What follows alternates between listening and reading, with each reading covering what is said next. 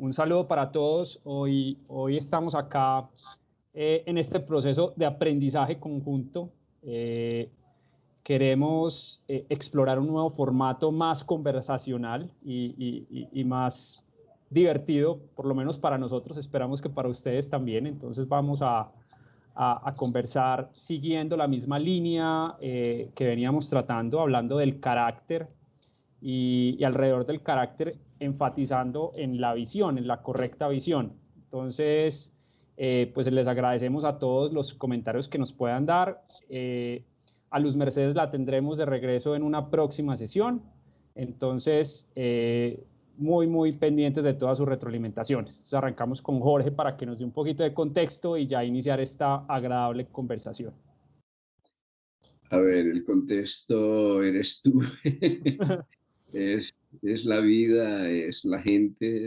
Uno es el contexto. Digamos, uno es el que da el significado. Lo otro en la vida son los textos. El texto es un árbol, pero a veces nos quedamos en el árbol y nos perdemos la magia del bosque. O nos quedamos en el bosque y perdemos la magia del paisaje. O estudiamos la ecología y nos quedamos en la hormiga, o nos quedamos en el cucarrón y nos perdemos el resto. Para mí esto es una cuestión de visión, ¿no? ¿Cómo podemos ver un mundo íntegro, un mundo significativo, un mundo del que participemos, un mundo que podamos disfrutar? Entonces, si el contexto no se saborea y no se disfruta, deja de ser un contexto y se vuelve la visión de un texto más o menos rígido en el que nos acomodamos y nos perdemos. Así que a mí me gustaría mucho responder a tu inquietud, Carlos Andrés, para que hagamos de esto el encuentro entre amigos, pero sobre todo entre aprendices, porque yo estoy convencido de una cosa, que solo los aprendices son felices, ¿sí? Entonces se trata de ser felices, no de ser expertos, no de tener todas las respuestas, sino de formularnos preguntas que nos lleven a investigar, a descubrir y a gozar. Bueno, esa es la invitación. Y esa invitación concierne a la visión. Yo hago alguna pregunta. ¿Y cómo vemos el mundo de la empresa en este momento? ¿Cómo vemos el mundo de la economía? No solo de la macroeconomía, porque la macro está hecha de cosas pequeñitas, de nuestra economía personal y nuestra economía familiar en última instancia. ¿Qué soluciones o qué salidas podemos ver a los grandes, dar a los grandes desafíos que tenemos todo en este momento? Teniendo en cuenta dos cosas simplemente. Podemos tener una visión macro, es una visión a distancia, un horizonte a 5 o a 10 años. Pero es que ahora necesitamos una visión micro, una visión local, resolver este problema ahora, aquí, ya, esta emergencia que se da en presente. ¿Y cómo podemos combinar esas dos visiones y además no separarlas de la misión, esa misión de servicio que al fin y al cabo todos tenemos? Bueno, yo quisiera que empezáramos con eso y que lo hiciéramos dinámico y fuéramos experimentando o, digamos, expresando mejor nuestro sentir, nuestro pensar, sí, pero sobre todo eso que le da vida a esto, que es nuestro sentir. Y cuando hablamos de la correcta visión, y esa visión de largo plazo y de corto plazo, básicamente yo creo que nos centramos en la visión que tienen los individuos y en la visión que comparten los individuos. Y aquí quiero alejarme un poco de mi perspectiva desde la empresa, porque no me quiero referir a esa visión que declaramos y que escribimos en los textos y que tal vez ponemos en las paredes, sino a la visión real, a la visión de cada uno de nosotros como seres humanos frente a esta situación y frente a cómo podemos, con una correcta visión, abordar los retos que tenemos hoy y los retos que vendrán en el futuro. Y cuando pienso en qué requiere mi visión en este momento para contribuir a esas soluciones, se me vienen a la cabeza dos cosas principales. La primera es, mi visión debe centrarse en ver realmente lo que es importante hoy y estar en los detalles de lo que realmente importa hoy, porque eso implica que mi visión tiene que priorizar y empezar a ver cosas que antes no veía en el hoy. Pero también mi visión como individuo tiene que ser lo suficientemente poderosa, propositiva, para ayudarle a todos los que me rodean a tener optimismo y a tener una mayor certeza para el futuro en una dirección que podamos tomar todos.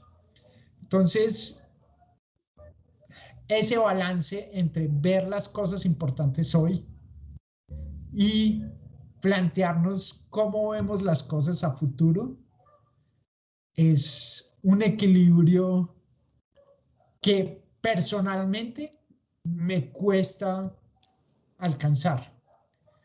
Me parece muy interesante, sí, pero me meto la cucharada porque no me aguanto. Sí, es que es muy, muy interesante, porque ese es un equilibrio y el equilibrio siempre es inestable, nunca se logra. Digamos que es una tendencia al equilibrio. En el momento en que lo lográramos, en ese momento se perdería todo el encanto. El equilibrio perfecto es la muerte, ¿no? Y la vida es un desequilibrio permanente. Pero en la vida hay cosas que lo logran. Por ejemplo, yo les planteo esto, el optimismo es muy peligroso, el pesimismo es muy peligroso. Digamos, cuando perdemos ese balance entre el pesimismo y el optimismo, porque el pesimismo también tiene cosas positivas, nos frena, nos impide hacer cosas que no están a nuestro alcance. Y el optimismo es muy positivo porque nos lanza hacia adelante, porque nos amplía el panorama. Entonces yo siempre me pregunto, ¿cómo tener esa visión del equilibrio en que seamos un poquito pesimistas, un poquito optimistas, en que alcancemos ese fiel de la balanza? ¿Cómo se da eso en la biología? Es lo que yo también me pregunto. Yo creo que hay una respuesta. Y esto es un asunto de visión, pero un asunto de visión es un asunto de óptica.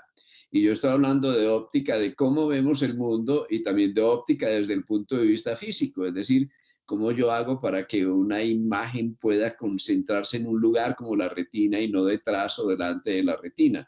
Mejor dicho, mi pregunta es, ¿cómo podemos ser menos miopes y menos hipermétropes, ¿sí?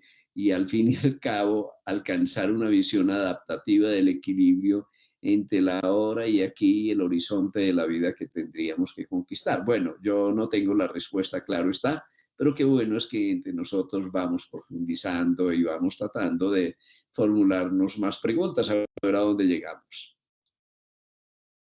Yo tengo un comentario al respecto que se me viene a la mente con lo que acabas de decir, Jorge, y es algo que muchas veces he pensado con respecto a lo que aprendemos en la vida cuando crecemos, y es que o eres optimista o eres pesimista. O sea, es o la una o la otra. No puedes ser optimista y pesimista al mismo tiempo, porque eso no, o estás a un lado o estás al otro. Entonces aprendemos que tenemos que decidir entre uno y el otro. Pero la pregunta que yo me hago, ¿y por qué no puedo ser optimista y pesimista al mismo tiempo? Pueden vivir juntas al mismo tiempo. Que muchas veces es lo mismo que me pasa con la visión a corto plazo o a largo plazo. Que es, no, ¿tiene una visión a largo plazo o la visión es a corto plazo? No, puedo tener las dos. De pronto están a diferentes alturas, a diferentes niveles. La visión a largo plazo es muy alta, la visión a corto plazo, y no tener una no quiere decir la otra. Es más, muchas veces los problemas son que nos toca decidir si tenemos una o la otra y nos confundimos de que una quiere decir que no tengamos la otra. Entonces se crea una visión a largo plazo y eso se traduce en un plan a largo plazo que termina roto al día siguiente cuando cae la pandemia o cambia el mercado y todo cambia. Y no nos damos cuenta que podríamos tener una visión a largo plazo que es más a alto nivel y una ejecución a corto plazo y que pueden ser compatibles y se interactúan y mezclan y cambian es un tema que me parece muy apasionante porque lo veo inclusive en mis hijos muchas veces cuando hablo con ellos. No, o estoy feliz o estoy triste, que nos vamos a trastear de una casa a otra, o estoy feliz o estoy triste, pero ¿por qué no los dos? puedes estar feliz por unas cosas y puedes estar triste por otras, y esas dos pueden existir juntas, pero muchas veces decidimos que tenemos que vivir en un cajón. Y ese cajón ya nos pone un label al respecto. Luego la pregunta que yo me hago es cómo podemos integrar todo eso y estar tranquilos y vivir contentos con la integración del pesimismo y el optimismo juntos. Pablo, nada más, eso es lo que ocurre. O estamos arriba en el arbolito, en el colmo de la manía, o nos caemos y estamos en el fondo, en la depresión, y eso es una patología. Entonces, ¿cómo podemos estar alegres sin estar maníacos, sin ser exageradamente optimistas y salirnos de los zapatos y en nuestros propios límites? ¿Y cómo podemos estar tristes, interiorizados, serenos, a lo mejor para escribir un poema y no para caer en el fondo oscuro de la depresión? Más o menos, el mundo no es ni blanco ni negro, el mundo es gris, la vida es claroscura. Los más bellos colores de la vida del día es el crepúsculo y la aurora, donde hay una bella combinación entre la luz y la sombra, ya aparece el colorido de la vida. Si amáramos el colorido de la vida, el contraste de los opuestos revelando su complementariedad, eso sería otro mundo. Y si nosotros no fuéramos ni miopes ni hipermétropes, sino a la vez miopes, hipermétropes, es decir, que tuviéramos una visión nítida de la realidad, este sería un mundo diferente. Pero eso es cierto de la biología, como es cierto de mi visión del mundo, como es cierto de la economía. Vamos a tratar de entrar en eso que a mí me parece apasionante. Tú, Carlos, te oí por ahí rebuznando. Sí. Lo que pasa es que estoy aquí pero sí. Estaba escuchando a Pablo y es muy interesante porque tal vez es la búsqueda de la armonía, o sea, el equilibrio, pero visto con la armonía. Y lo interesante de eso es que esa es una búsqueda humana prehistórica, o sea, realmente es el principio del budismo cuando hablan del camino medio. Pero cuando uno va incluso a la historia de Grecia, entonces estaban los hedonistas y los cínicos, cada uno por su lado, y después empezaron a darse cuenta que ni lo uno ni lo otro, entonces aparecieron los estoicos, más hacia la tendencia cínica, pero después los epicureístas hacia la tendencia hedonista, o sea, tratando de irse acercando cada vez más a la armonía. Y si esa ha sido una búsqueda en los seres humanos, digamos en Occidente, pongámoslo de 500 años antes de Cristo, y si nos vamos al budismo probablemente de mucho más, pues imaginémonos el reto para las empresas, ¿cierto? Que el tema organizacional, por lo menos como lo tenemos concebido, es bastante nuevo en la humanidad y es un organismo que apenas está, digamos, adaptándose, que está aprendiendo, y si el ser humano no ha sido capaz de encontrar y sigue su permanente exploración, muchas veces incluso, o sea, yo diría que probablemente hoy tendemos a desviarnos más de lo que probablemente muchas personas estuvieron 2000 o 2500 años atrás, por lo menos desde el entendimiento de la filosofía de vida, ¿cierto? Entonces ahora ubiquémonos en las organizaciones, y las organizaciones son al final, como lo hemos hablado muchas veces en estas charlas, organismos vivos, y como organismos vivos se están adaptando y buscando la mejor manera de acoplarse a un entorno cada vez más cambiante. Entonces, si nos ubicamos ahí y lo entendemos y nos metemos ese tema de la correcta visión, como lo estábamos hablando ahorita, y esa miopía, esa hipermetropía, y digamos que decimos, bueno, ¿qué esperar de las empresas y qué esperar de la visión? Yo aquí, a diferencia de Gabriel, me voy a ir un poquito a los que en algún punto estudiamos o que intentaron enseñarnos a manejar empresas, ¿cierto? Entonces, en maestrías en administración o administración de empresas o en los cursos. Y cuando digo intentaron es que claramente la administración no es una ciencia exacta, es realmente más un tema de humanidades, aunque muchas veces trate de verse como una ciencia exacta. Pero en esa evolución yo me acuerdo mucho que entonces se planteaba la estrategia como un proceso sistemático. Entonces le decían, ustedes se reúnen, organizan cuál es la misión de la empresa, cuál es la visión de la empresa, después definen unos objetivos, después eso lo llevan y lo terminan aterrizando en tácticas, que es finalmente lo que va a pasar, y eso lo hacemos a 5 a 10 años. Y probablemente cuando eso surgió, ese proceso sistemático funcionó. ¿Por qué? Porque estamos hablando de 40, 50 años atrás, el poder estaba en las empresas y no en el consumidor, ¿cierto? Entonces, claramente de lo que se trataba era de producir, de escalar. Entonces, hombre, yo sabía que si mi planta estaba a un X% de ocupación, simplemente construía otra y simplemente desarrollaba, pero el mundo ha cambiado totalmente. Hoy el poder no está en la oferta, sino en la demanda.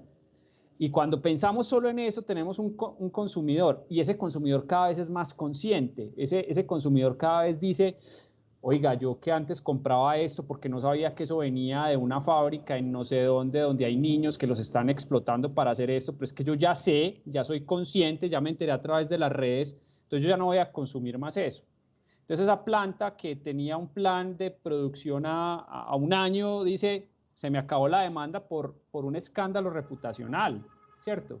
Lo que está pasando ahorita con la pandemia. O sea, los que hicimos algún tipo de planeación en octubre del año pasado, pues yo creo que no alcanzamos ni a encuadernar el plan que teníamos, porque todo cambió, todo se renovó. Entonces acá, y terminando, digamos, con esta intervención es, cada vez nos damos cuenta que así como los seres humanos somos aprendices permanentes en la búsqueda de ese camino medio, de esa serenidad, pues ahora las organizaciones también tienen que buscarla. Y solo la pueden buscar cuando entienden, primero, que también son aprendices permanentes del entorno, tienen que empezar a escuchar cada vez más el entorno, lo que está pasando, pero adicionalmente tienen que aprender de manera ágil, ¿cierto? Que es la otra palabra como muy de moda, pero que realmente tiene un sentido muy profundo, y es cuál es la agilidad en la adaptación. Recordemos que según Darwin, pues, o lo que nos ha mostrado a nosotros la teoría de la evolución, no es que sobrevivían los más fuertes, no, sobrevivían los que eran más ágiles para adaptarse, ¿cierto? Entonces es un tema interesante y puedo seguir hablando, entonces quiero darle la palabra a alguno de los otros. Bueno, tú decías una cosa, yo estaba esperando que hablara Gabriel, ansioso porque hablara Gabriel, pero voy a introducirme un poquito. Has dicho algo bien especial, es que cambió la dinámica de la empresa, la visión de una empresa dentro de una gran empresa que es un país, que es una sociedad, que es una comunidad. Es igual que en el organismo, nosotros tenemos una microempresa que es la célula, pero millones, trillones de esas microempresas forman el organismo, es decir, son empresas que viven dentro de otras empresas, pero es que la sociedad también es una empresa, ¿sí? La civilización y la cultura la podemos ver así como una empresa, es un emprendimiento en el que la gente va aprendiendo y va desarrollando su conciencia. Entonces tomemos un consumidor, el consumidor va a un supermercado y se va a comprar un vestido, pero ya él tiene conciencia que ese vestido no fue elaborado en España, por ejemplo, que eso viene de Bangladesh y que en Bangladesh están hacinados y están explotados. Y además no solo eso, sino que eso ha implicado un sistema de transporte, de contaminación, de utilización de combustibles fósiles. Es decir, que eso ha generado una huella de contaminación en el planeta que, por bonito que sea el vestido, cuando yo me lo pongo, realmente estoy llevando a cuestas toda la explotación de los proveedores, la explotación de la naturaleza, la contaminación de la tierra. O sea que este ya no está viendo su vestidito, ni se está mirando en el espejo. Se está mirando en el espejo de la naturaleza y está implicándose en un consumo consciente. Entonces, una empresa que es consciente de eso sabe que responde a la necesidad del consumidor, que no es solo la necesidad de vestirse, sino la necesidad de proteger el planeta. Pero es una empresa que va a cuidar de sus proveedores como si fueran sus mejores socios, no los va a explotar. Es una empresa que al cuidar la tierra y al cuidar los consumidores y los proveedores y la sociedad en la que está inmersa va a tener una responsabilidad social corporativa, es decir, que va a ser parte de esa macroempresa en la que está incluida. Y va cambiando la visión, es una visión más integral, más global, en la que las empresas tienen que cambiar su dimensión interna también. Digamos que más allá de su misión, más allá de su visión, tienen un alma y esa alma está incorporada dentro del alma de la sociedad que necesita de los servicios de la empresa. Bueno, ahí vamos cambiando la dimensión y yo quisiera que más adelante hiciéramos lo que hemos hecho en otros programas, una analogía, este es un método sistémico, una analogía con la biología, ¿no? ¿Cómo vemos? ¿Cómo ve el ojo? ¿Cómo ve el cristalino? ¿Cómo ve el cerebro? ¿Cómo vemos el mundo?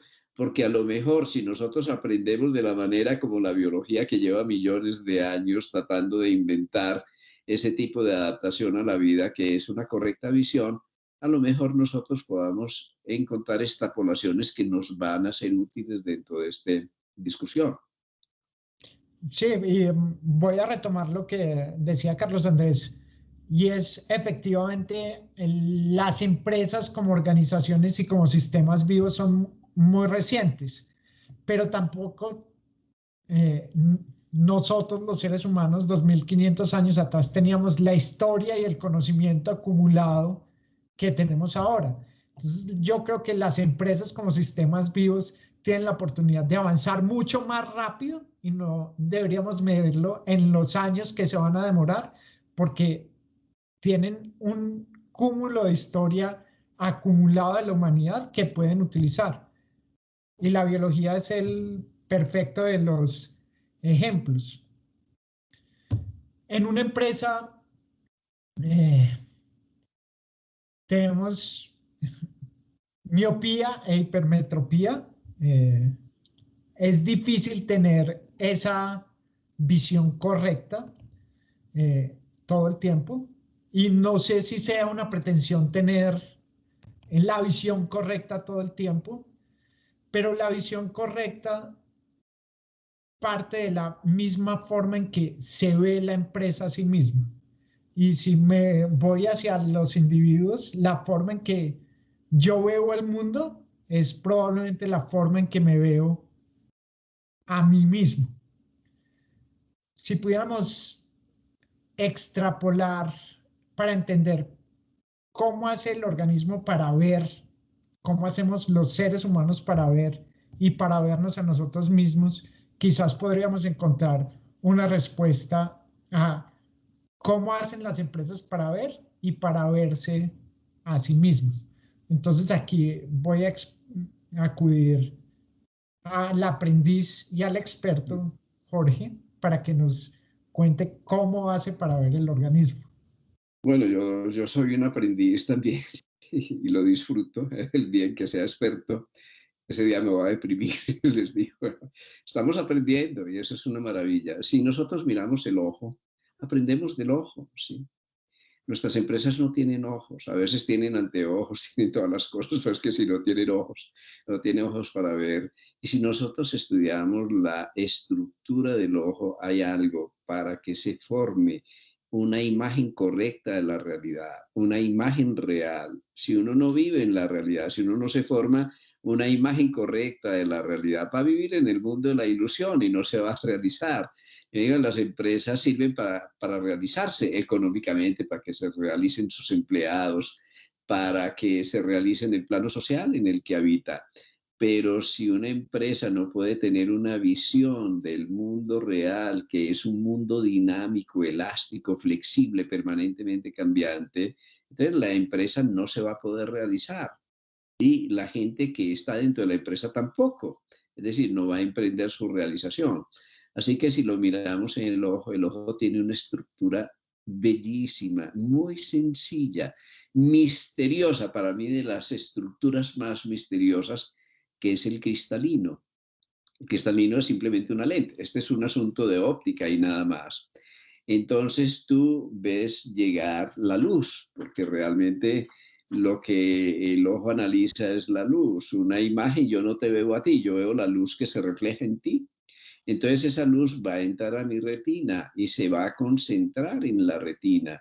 Pero resulta que si esa lente está alterada, si esa lente no es suficientemente flexible y adaptativa, entonces la imagen se va a formar por detrás de la retina.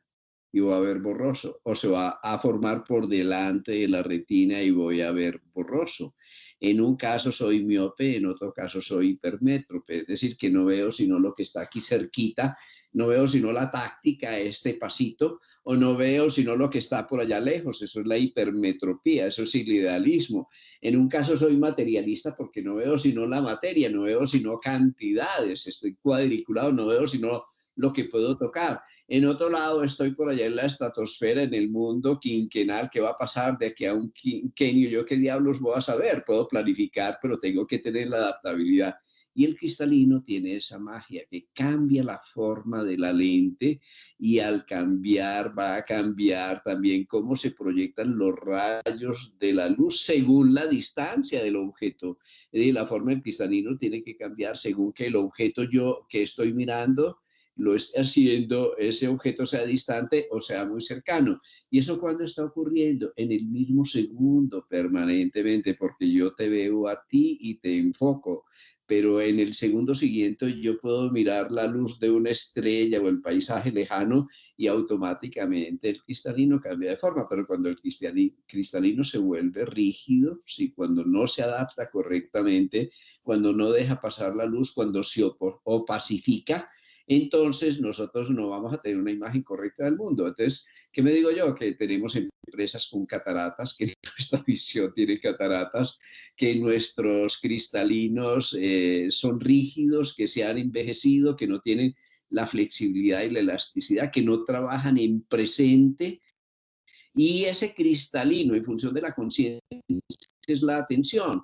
Porque cuando mi atención está dispersa, está en la estratosfera, está en el futuro, está en el pasado, pero nunca está ahora y aquí. Y entonces, si yo no estoy ahora y aquí, no me puedo adaptar a las exigencias de este momento, pero en este momento la exigencia no solo es este paso, sino mantener la dirección, porque si yo me fijo en este paso y no me fijo en la dirección, pierdo el horizonte de la vida, pierdo la visión macro, ¿sí? Así que en la vida esto se resuelve a través de una cosa maravillosa que es la inteligencia adaptativa, pero la inteligencia adaptativa es una cuestión de física óptica también, es una cuestión de correcto enfoque. Cuando yo me desenfoco, no veo la realidad, y si no veo la realidad, no me puedo realizar. Y todo esto no es solo metafórico, pero esto que está ocurriendo a nivel del ojo está ocurriendo en la vida. Si tú no eres transparente, no te vas a realizar. Si tú no eres honesto, no te vas a realizar.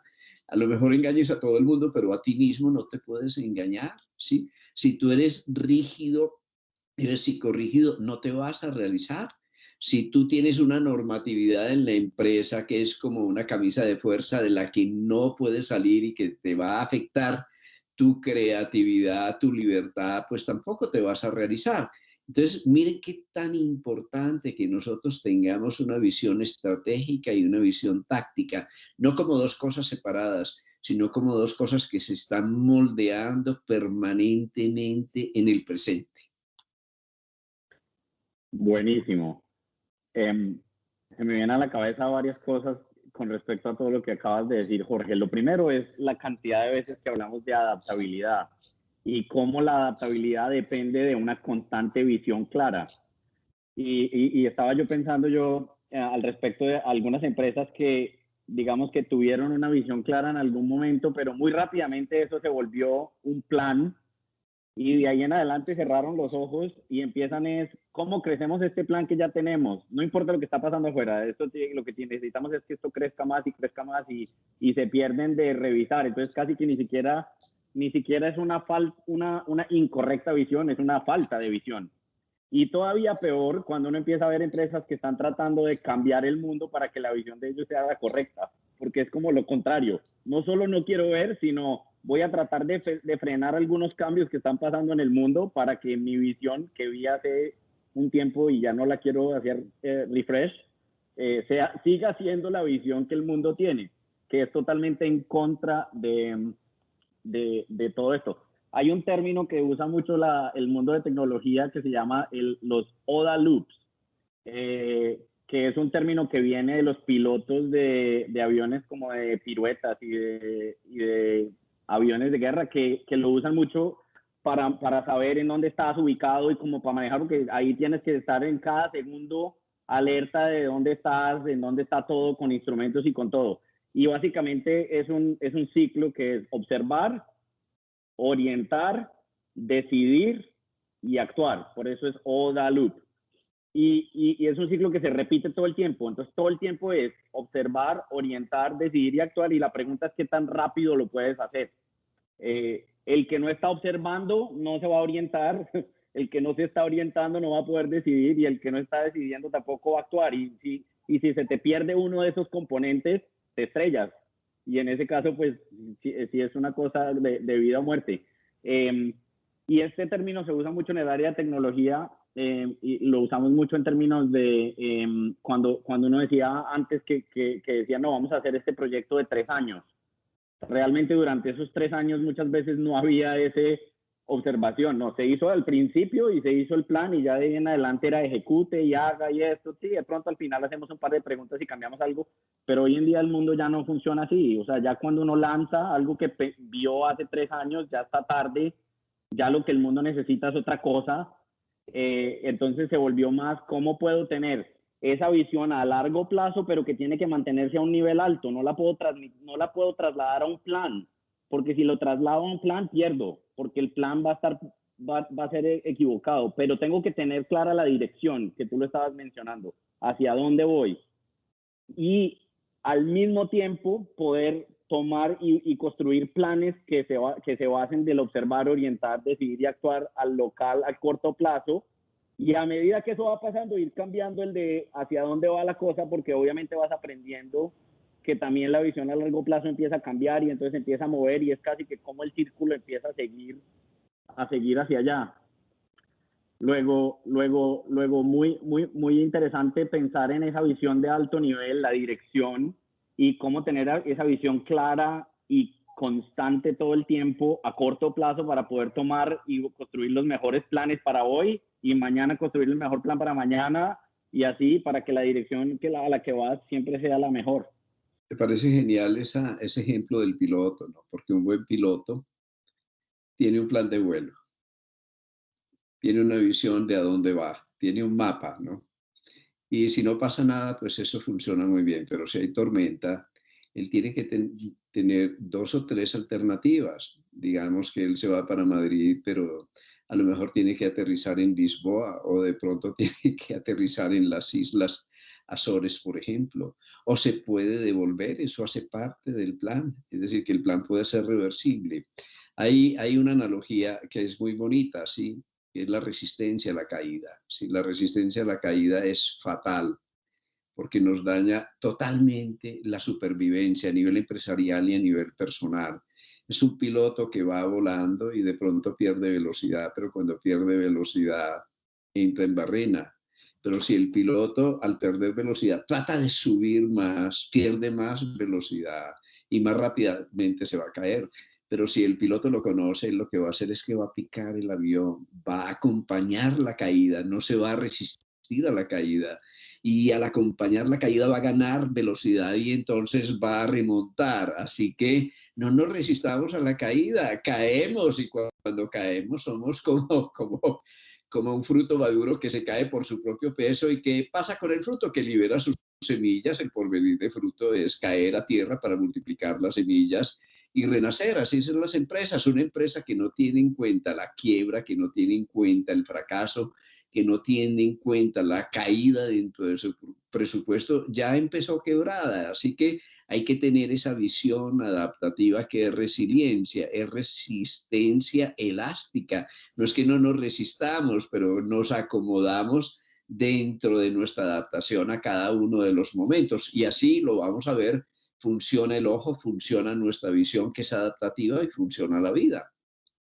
Y yo me voy a volver un poco a esas características de el cristalino, porque además el nombre me parece absolutamente apropiado para las empresas hoy.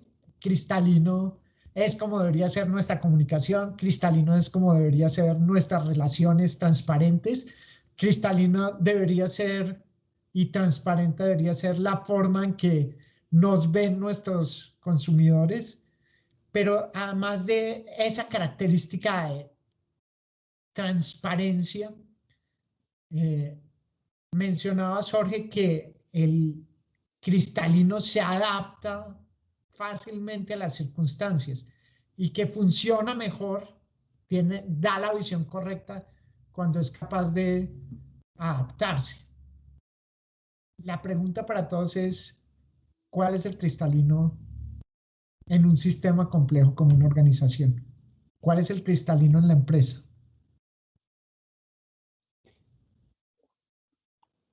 Carles, estás en mute. Es una pregunta muy interesante, sí, porque aquí estamos con una analogía, y es una analogía sistémica, ¿sí? El cristalino es un sistema local, es una lente local, sí, pero tu piel es una lente, pero tu campo de energía también es una lente, pero tu cultura es una lente, tu lenguaje es una lente, tú estás filtrando permanentemente, acomodando la información según una programación, ¿sí? Así que yo digo que puede ser una lente rígida, yo digo una empresa. Imagínate que una empresa es una persona y que esa persona hace vestidos, una empresa que está haciendo manufactura, que está haciendo vestidos. Y entonces llamemos a un sastre, ¿sí?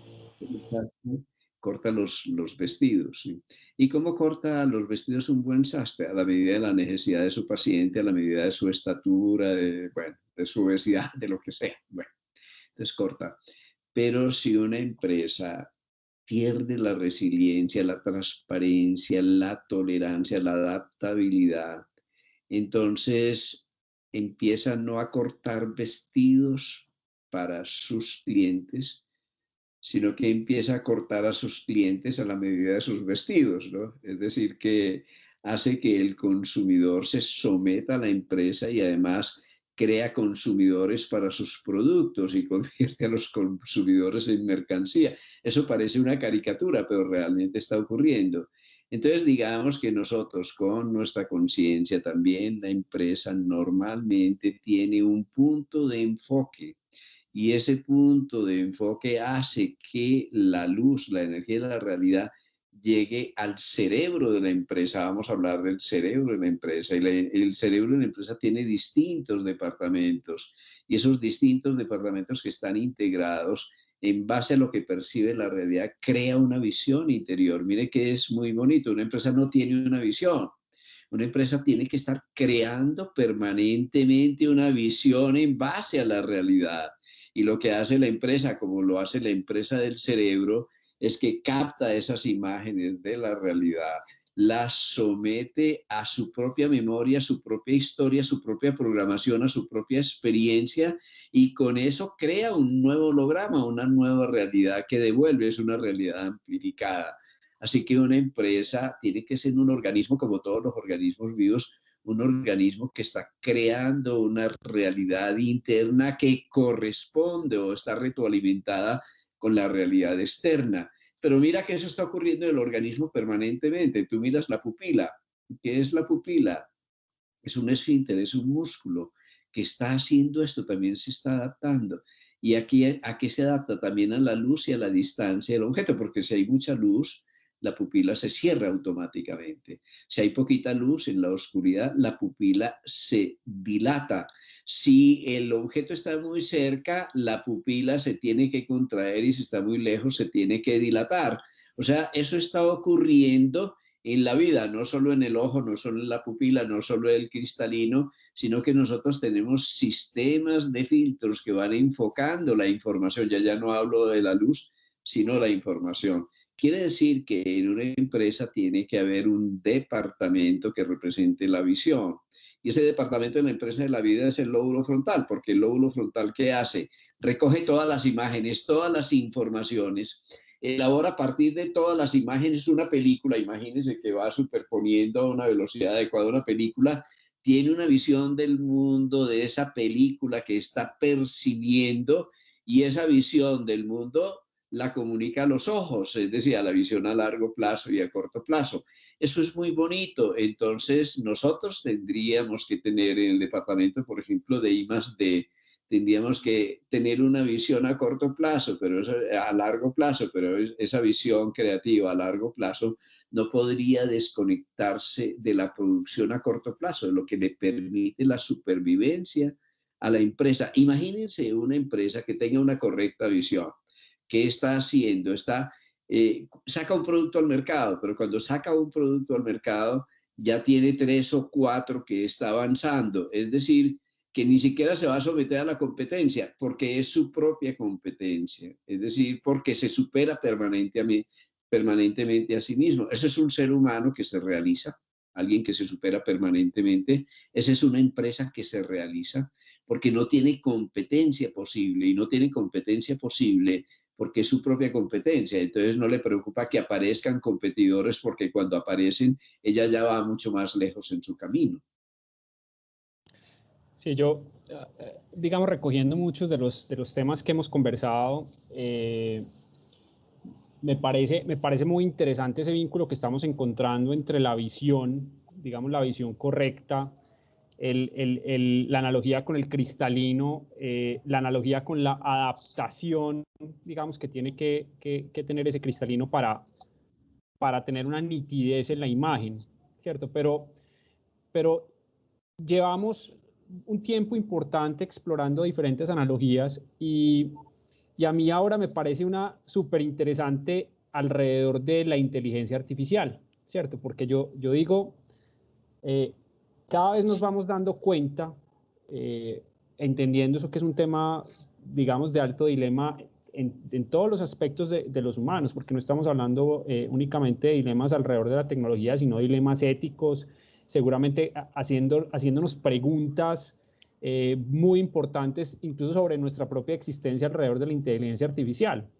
Pero los ojos o la visión, digamos que han tenido una inteligencia artificial. Yo aquí yo había dejado mi inteligencia artificial de lado porque siento que realmente eso es lo que, o sea, el tema de la visión y de la analogía que estamos conversando tal vez nos pueda dar un poquito de pistas sobre lo que se ha ido descubriendo alrededor de la inteligencia artificial.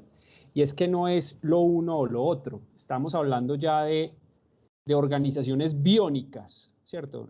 Organizaciones biónicas son ¿cuáles? Organizaciones donde la inteligencia artificial llega a generar, digamos, una cooperación con el ser humano, pero al final el ser humano termina tomando las decisiones. Yo hablo de las gafas porque escuchando yo decía, sí, claro, lo que hacen las gafas es precisamente corregir en este caso un defecto para que yo termine formándome una imagen nítida, pero finalmente quien está percibiendo la imagen nítida es mi cerebro, soy yo, es mi lóbulo frontal. Y esto me está permitiendo que yo la pueda ver más nítida y por lo tanto que mi lóbulo frontal pueda tener una imagen más nítida para tomar una decisión. Y eso es lo que seguramente va a pasar con la inteligencia artificial. No es lo uno o lo otro, sino cómo vamos a trabajar en conjunto con la inteligencia artificial, no desligada de la visión y del mismo propósito de la compañía. Ahorita que Gabriel hacía la pregunta, oiga, ¿y cuál es ese cristalino? ¿Cuál es la corrección de ese cristalino? Yo tiendo a pensar que la corrección que todos buscamos es precisamente el propósito de la compañía, o sea, ese propósito holístico, ese propósito consciente, que es el que debe modular esas alertas, el que debe modular esos digamos, también todos esos inductores internos dentro de la compañía alrededor de crear no solamente, o sea, cómo me llega la información del entorno, sino, así como también hemos hablado en otras analogías, la importancia de la membrana, que en este caso casi que quien interpreta esa luz es el cristalino, y finalmente al interior también ocurren otro tipo de fenómenos, ¿cierto? Los bastones y los conos para mejorar el tema de la luz. Entonces, es muy interesante la analogía porque yo creo que nos está mostrando no solamente lo que está pasando en el hoy, sino lo que va a pasar en el futuro. Y la otra reflexión, y para terminar con una pregunta, es cuando nosotros traemos analogías con la sabiduría de Jorge, de esas analogías del ser humano, del cuerpo y el entendimiento de todo lo que está ocurriendo, digamos que ahí estamos teniendo un tema muy interesante, es la interpretación no la interpretación, o sea, lo que realmente ha ocurrido en un ser humano que lleva años de evolución, miles de años, millones de años de evolución. O sea, ¿por qué el ojo humano terminó teniendo un cristalino que modula la luz y termina formando en el lóbulo frontal o en el cerebro una imagen? Eso responde a años y años y años de iteración, de prueba y error, hasta que por allá un ser humano se dio cuenta, o una mutación se dio cuenta que esa era la correcta y siguió evolucionando a partir de ahora.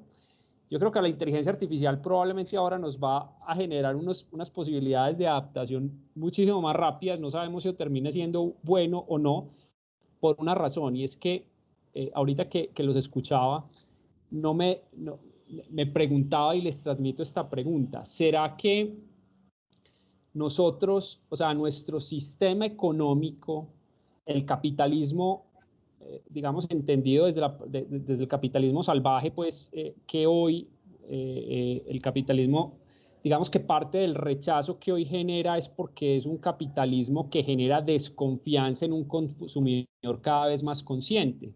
Era muy diferente cuando Ford decía, mire, este es el carro que tengo, no tengo más, tiene que comprar ese y es negro y punto, pero es que no había más opciones. Ahora hay demasiadas opciones, pero yo siento que las compañías se quedaron rezagadas en esa visual de la escala, del bajo costo, por eso movimos producciones a diferentes sitios, por eso se perdieron trabajos, etcétera, etcétera, etcétera.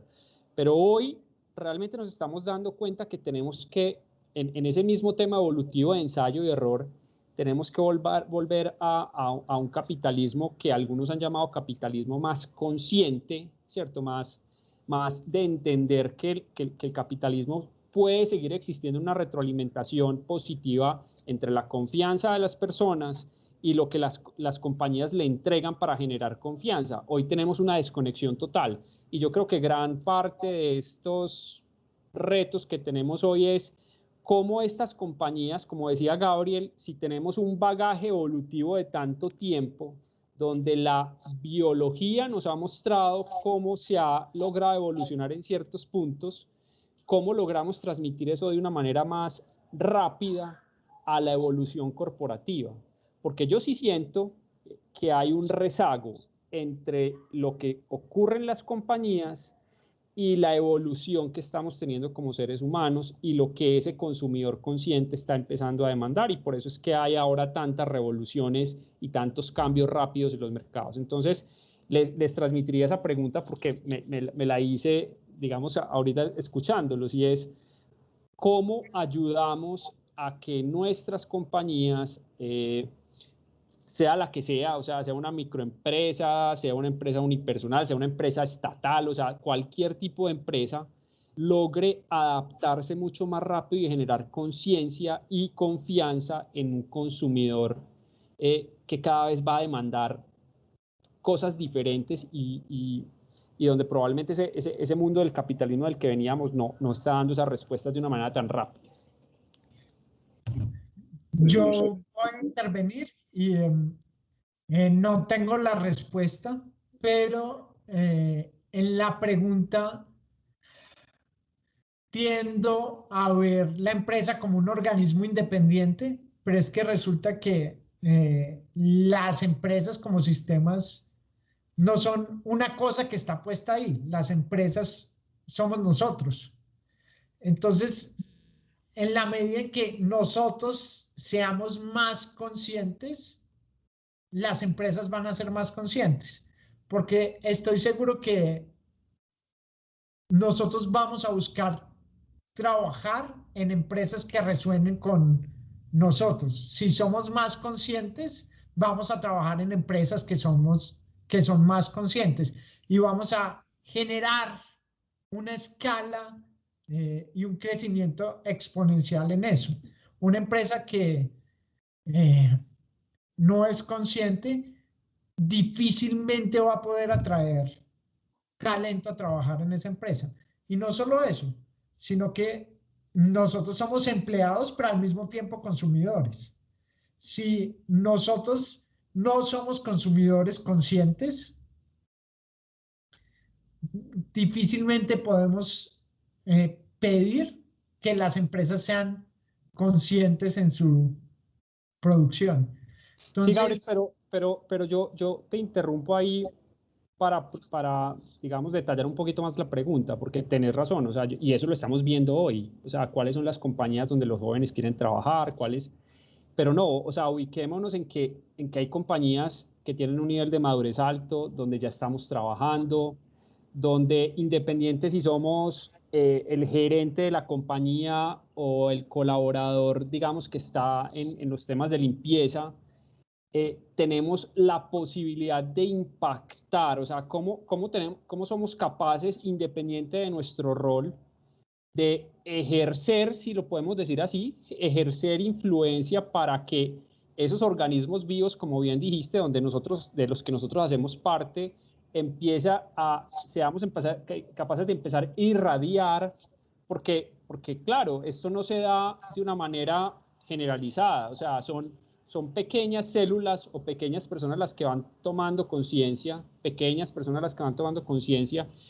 y en algún momento, en la medida que todos tengan ese involucramiento, pues irradian y se logra esa famosa masa crítica o ese tipping point donde ya hay un cambio generalizado. Pero ¿cómo lograr eso en compañías, digamos, que están todavía en el proceso? No como mi selección de yo quiero trabajar allá porque es una compañía consciente, sino yo quiero que la compañía donde yo estoy y que tiene una oportunidad se vuelva esa compañía donde yo quiero estar.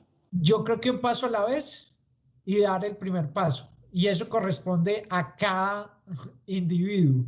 Y voy a retomar una conversación que tuvimos hace un montón de tiempo en estas mismas charlas para aprender.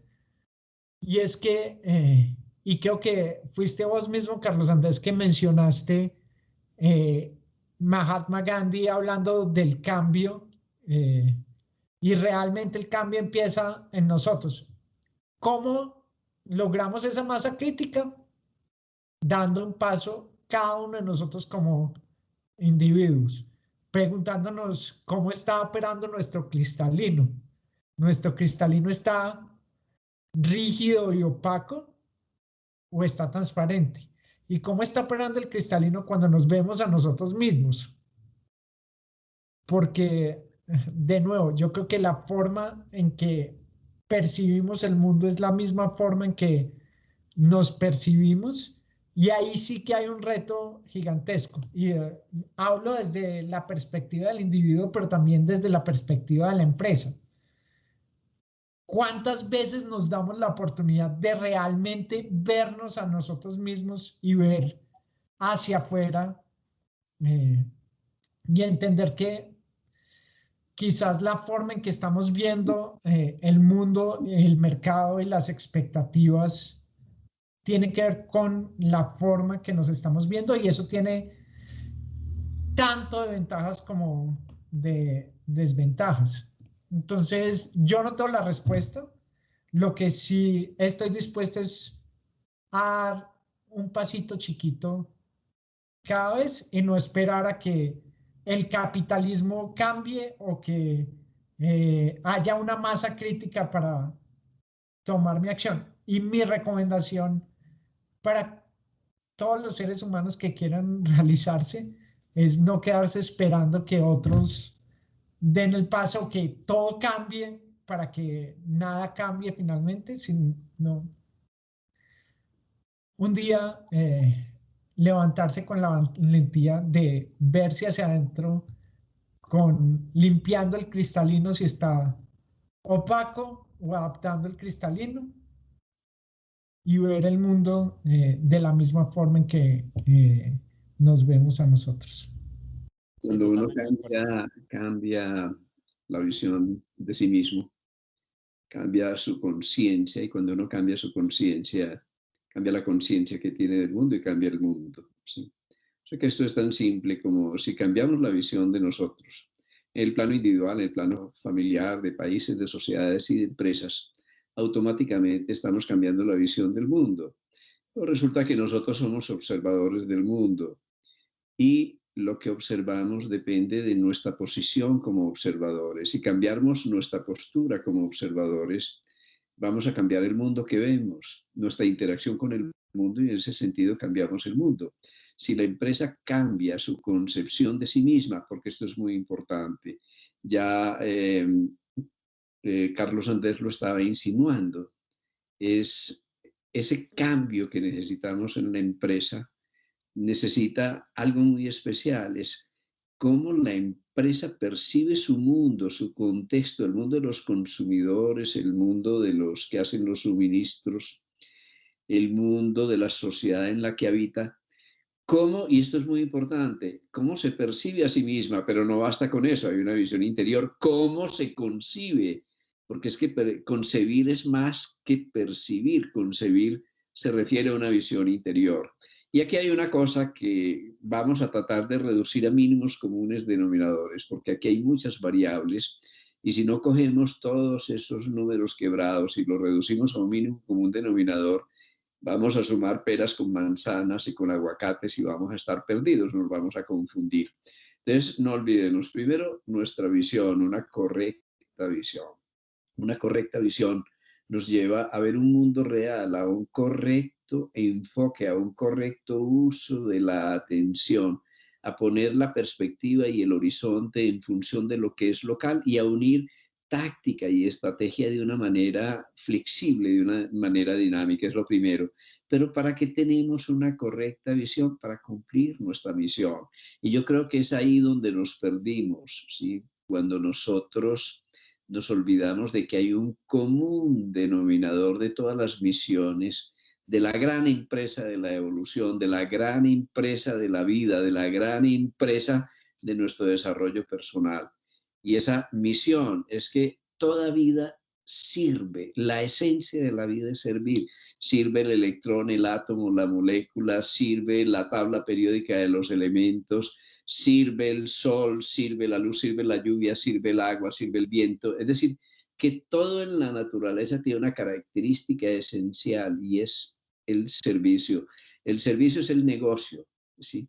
El servicio es el motivo, ese es el móvil profundo. El servicio es la misión. Puede haber varios tipos de servicio, pero cuando nosotros perdemos esa visión del servicio, nos perdemos de la misión de la evolución y la naturaleza. Entonces, veamos con claridad para servir mejor, y en la medida en que servimos mejor, nos encontramos una ley, es decir, que es dando como se recibe, que es dividiendo como nosotros podemos multiplicar, que nosotros recibimos multiplicado aquello que damos, y cuando damos lo mejor de nosotros, automáticamente la vida nos retroalimenta. Para mí esa es una ley de la vida, pero miremoslo también en el plano de la visión y volvamos a lo mismo. Es que, ¿cómo vemos nosotros? Nosotros tenemos una visión física, pero esa visión física es la de la inteligencia artificial. A mí no me gusta ni siquiera el término inteligencia artificial, porque esa es una copia de la inteligencia natural, es decir, de todas las capas que se van formando en la retina. No es cierto que en la retina uno percibe una imagen, y no es cierto tampoco uno percibe puntos de luz que se vuelven pulsos eléctricos, y esos pulsos eléctricos van a la corteza occipital. Pero en la corteza occipital, que tenemos más de 35 capas superpuestas, cada uno de las cuales procesa una partecita del proceso. Unos procesan puntos, otros procesan líneas, otros sombras, otros luces, otros colores, otras perspectivas, otras geometrías, otros volúmenes, y de pronto todas esas capas de capas de capas están sincronizadas en presente, y surge en milisegundos una cosa maravillosa, una imagen con su perspectiva, con sus luces, con su sombra, con su vibración, con su tridimensionalidad. Eso es lo que se llama inteligencia profunda. Pero es que lo que vemos no solamente lo vemos con la retina, ¿no?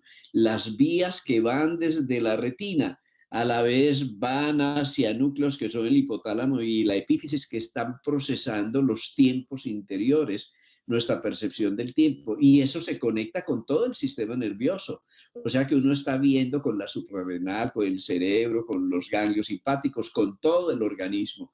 Pero hay una cosa impresionante. es que esos núcleos que reciben las señales eléctricas que llevan la visión se comunican con el cerebro emocional, con la amígdala, de tal manera que nosotros tenemos una visión vegetativa, una visión emocional, una metavisión, una inteligencia artificial con nuestra visión, no artificial, sino natural. ¿Y cómo desarrollamos eso? Que es otra de las preguntas. Pues es que la vida lo desarrolló durante millones de años por ensayo y error, pero llegó un momento en que las estrategias adaptativas superiores se preservaron, se radicaron en el genoma, se volvieron un programa más o menos permanente. ¿Qué quiere decir? Que los hábitos exitosos en la naturaleza se volvieron las leyes de la naturaleza, y esas leyes de la naturaleza, que son las que nosotros podemos aprovechar en este momento, son las leyes de la evolución de la conciencia, porque lo que ha venido evolucionando desde el átomo y la molécula hasta el ser humano es la conciencia. A mí me gustaría que dejáramos planteado esto. Y si nosotros tenemos una correcta visión para servir, y si servir es responder a la necesidad del ser humano, a la necesidad de la tierra, a la necesidad de la naturaleza, responder de la mejor manera, eso va a generar las empresas, por un lado, más éticas, pero en segundo lugar, más rentables, porque van a generar una rentabilidad en términos de la ecología, en términos del planeta, pero en términos de la humanidad, en términos de sus empleados, en términos de los que hacen los suministros, es decir, en términos de la totalidad de ese organismo que es la empresa, porque la empresa, ya lo decíamos en la primera ocasión, es como una mitocondria, nada más. Y esa mitocondria está aportando energía a una célula que a su vez se conecta con un tejido y con todo el organismo. O sea que una empresa es un ser vivo en el seno de un organismo mayor al cual sirve. Cuando deja de servir, entonces ya la empresa se ha desviado, y aunque su visión sea correcta, si su visión se aleja de la necesidad de servir a la comunidad en la que vive, a sus empleados, a la naturaleza y a la tierra, entonces en ese momento la empresa deja de ser transparente, no tiene cristalino, se altera su correcta visión y se vuelve un cáncer. Y un cáncer es una empresa que en lugar de nutrir el organismo en el cual vive, explota y vive del organismo en el cual vive hasta que lo mata, ¿no? Y se suicida, porque eso es una técnica suicida, ¿no? Una gran empresa invasora que hace metástasis no sabe que se está suicidando, que está teniendo éxito a corto plazo, pero que está acabando su tumba a largo plazo. Me parece súper interesante dejar esto para la próxima conversación y realmente pensar en qué consiste esa visión de servicio integral y cómo creamos esa visión de servicio integral. El cuerpo humano y la naturaleza y la humanidad creó esos hábitos y formó estrategias. ¿Qué hábitos tenemos que empezar a ensayar nuevos que nos cimienten esa estrategia y se conviertan en parte de nuestro genoma y el ADN para todas las empresas? Muchas gracias por esta conversación entre amigos. Seguiremos aprendiendo y de nuevo, como lo mencionó Carlos Andrés al comienzo de esta conversación, los invitamos a unirse y a que entre todos aprendamos acerca de la empresa de la vida. Gracias a todos. Muchas gracias. Muchas gracias.